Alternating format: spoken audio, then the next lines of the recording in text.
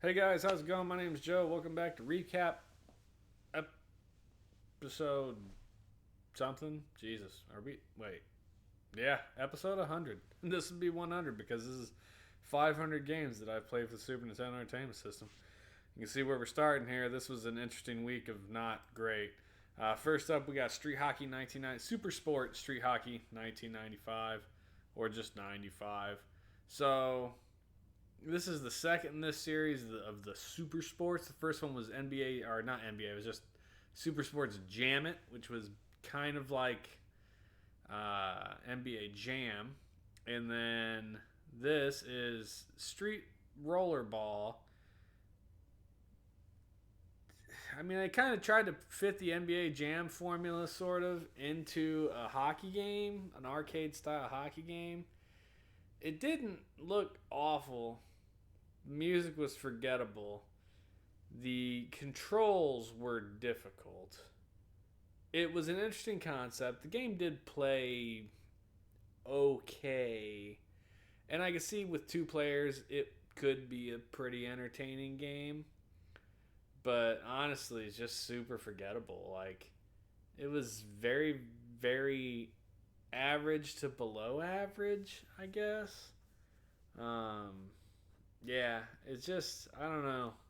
It didn't. It felt like everything was very far away. When you tried to get your character to cross the screen, you often got off of the screen, and so you would get lost, kind of where you were gonna be at. It, Sometimes it's a little hard to articulate that a game just didn't feel fun. This didn't feel fun. I mean, I don't know how to describe it more than what I've done. Don't go get it. It's not great. It's not good. Let it go. Next up, Speed Racer, My Most Dangerous Adventures. Good old licensed game, so it's about as good as you'd expect. It is kind of interesting. So there are, I mean, Speed Racer was a race car driver and then also an action hero, basically. So every round you start with a race. I think this was the second race in the game, which was extremely difficult, honestly. Maybe it was the third. And then after each race, you get an action, 2D side scrolling action section. And the racing controlled okay. It was very difficult. There's nothing wrong with difficult. The graphics were mostly acceptable. I didn't dislike them. There you can see I made second, and I think most of the races I was basically making second place. Like they were hard races. It was hard to get in front of guys and stay there. So the big issue comes right here. Well, not right here. This is a decent piece of not even animation. It's just pixel art, honestly. Like the interstitials between sections look good. Like they look like the characters from the TV show. It had the music at the beginning of the game. Everything sounded and looked right until you get to this. This is the section that sucks. The 2D side scrolling section is god awful. Your movements look really, really funky. The enemies look really, really funky. The controls are not great. It's very jerky. Uh, Not a lot of frames given over to it. And then just, if you didn't hit the enemy and they started hitting you, it was very hard to recover. I got killed a couple of times because of that. And yeah, the racing section was fine. These side sections were not. I think they could have made an actually decent Speed Racer like racing game if they'd tried. Uh, it felt very similar-ish to Top Gear, or maybe even F-Zero a little bit. Like I think had they concentrated on the racing and just put the effort into that, it would have been great. Instead, they tried to split the game into this, and I could have done entirely without the action sections. So I gave it a thumbs down. Another game licensed, not really worth going out and checking out. But if you're a big Speed Racer fan, you might give it a look. Oh, pardon me. Maybe you'll get some hours out of it. Who knows? Next up, the only game in this group that got a thumbs up, and that's Super Bonk. Bonk was the title character. Well, title character. I mean, he is the title character, I guess. Bonk was the PC Engine / Turbo Graphics mascot. So, when you look at systems and you're like, well, Nintendo had Mario and Sega had Sonic, Turbo Graphics PC Engine, they had Bonk. And so it's a pretty basic side-scrolling platforming game. You're Bonk, you headbutt things with your giant noggin. There's some power-ups in this one. This one had like a grow power-up and a shrink power-up, very similar to what we wouldn't see really until like New Super Mario Brothers, and it was a rolling around in this here, and I thought that was pretty cool. Lots of bonus levels, lots of opportunities to get extra lives. The bosses are kind of wild. It's got nice, bright, vibrant colors. It isn't as polished or smooth as a Mario. You can't really hold that against it. It's a little slower paced, but I found it still enjoyable. I think Bonk is worth taking a look at. I think Super Bonk is actually pretty pricey on the Super Nintendo, but if you're gonna play it however you want to play it, I think it's definitely worth going out and giving a play. Super Bonk, thumbs up. That one's the only good one. Next up, TNN Bass Tournament of Champions. Jesus, it's another fishing game. It looks just like every other fishing game, Black Bass and Super Black Bass, and I know there's at least one other one I've played on the Super Nintendo that I can't even remember the damn name of right now. And yeah, this looks and plays just like all the others. You drive your little boat around the lake, and then you pick a lure and you cast it in and you try and get the fish to bite it. This game was a lot harder to actually get the fish to bite than a couple of the other ones I've played. I think I only caught like 2 fish in the hour I played this. And yeah, it's fishing. It's really not interesting. It's not fun to me.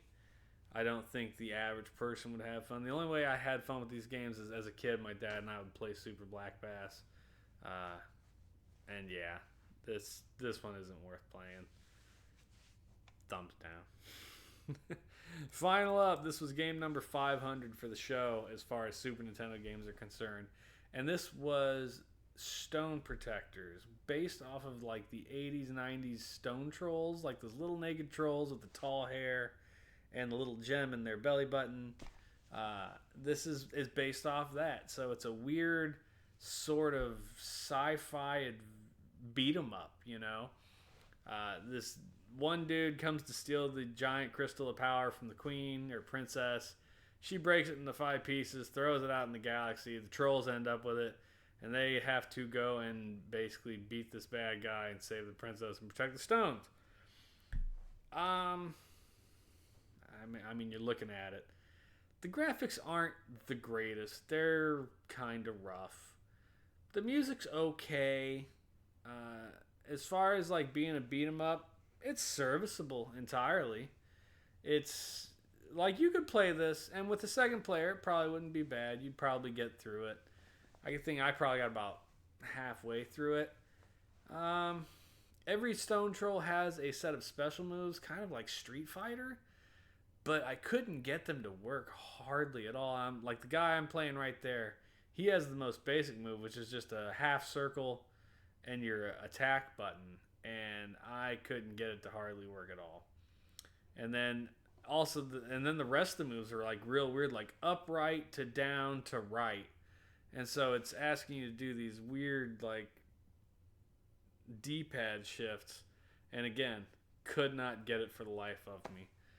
But just with the beat 'em up mechanics themselves, it wasn't terrible. The enemy will absolutely do the thing that beat 'em ups do, where they surround you and cheese you into a corner and kill the shit out of you. That's why I said, with 2 players, you'd probably be pretty easy to get through this and not that terrible of a game to experience. I gave it a thumbs down. There are better beat 'em ups, 100% on this system. This is the low end of beat 'em ups. So I'm not going to recommend it. I'm going to give it a thumbs down. But it does feel like the bargain bin beat 'em up. Like, if you'd have gotten this for your birthday, you'd have been like, what the fuck is this? But you'd have played it, and you would have gotten enough enjoyment out of it to be like, I'm happy. It's fine. It's a video game. I play it and have fun. It's nothing super duper special, but it's okay. And that's it. That game that's a rough week for the 500th game right there. 4 thumbs down and 1 thumbs up. And then, I mean, oh, shoot, pardon me. So I went to set up my Raspberry Pi for the next 5 games that I was going to do. And I went to turn it on and got hit by a big static electric discharge and fried my Raspberry Pi. So it won't turn on anymore.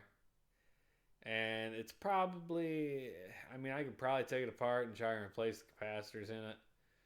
But honestly, it might just be cheaper and easier to buy a brand new one. Either way, I'm not playing anything right now. Sorry. And then I was playing Lego Undercover City on the Wii U earlier, and I'll probably play that a couple more times before I get before I get the Pi fixed or replaced. So that's what you gotta look forward to if you're sticking with the channel. Up to that, I appreciate everybody sticking with us. 500 games in, man. Only another 220 to go. But that's it. I hope you guys have a good whatever day it is you're watching this, and I'll see y'all later.